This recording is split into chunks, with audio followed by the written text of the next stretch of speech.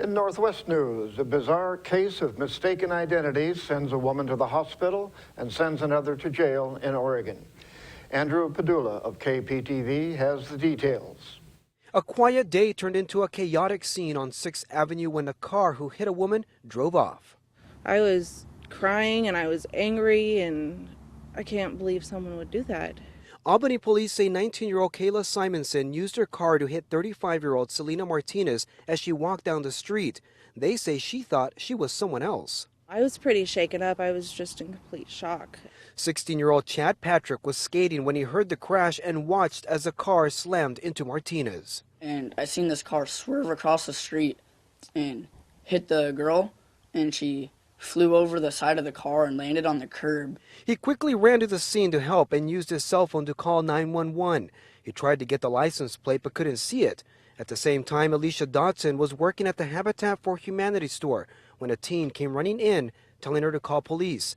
When she looked outside, she saw the horrifying scene. All I could hear was her crying in pain as they were trying to splint up her leg. I thought it was real messed up. I don't get how someone could do that to someone. Police eventually caught up with Simonson a few blocks away and took her into custody. 3 newborn cougar cubs have a new home after a hunter killed their mother. For now, they're being cared for at the Oregon Zoo. Amy Troy with KPTV has the story. This is our first look at 3 feisty cougar cubs in their new home. Oregon zookeepers have been feeding and caring for the cubs after getting a call 2 weeks ago. A female cougar had been killed in the wild by a hunter, and that there were 3 orphans that needed homes. A hunter shot the cub's mother near Baker City.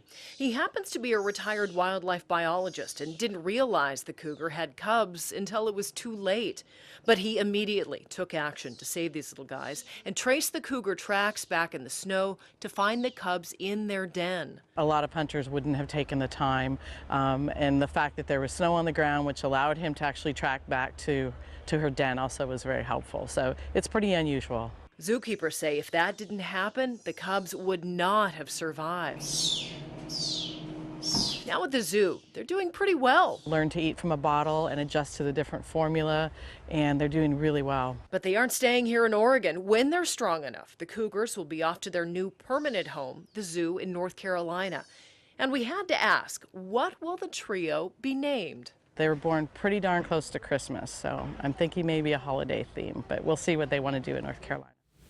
And that's going to do it for us here at iFIBER 1 News. We want to thank you for watching. We'll see you again tomorrow.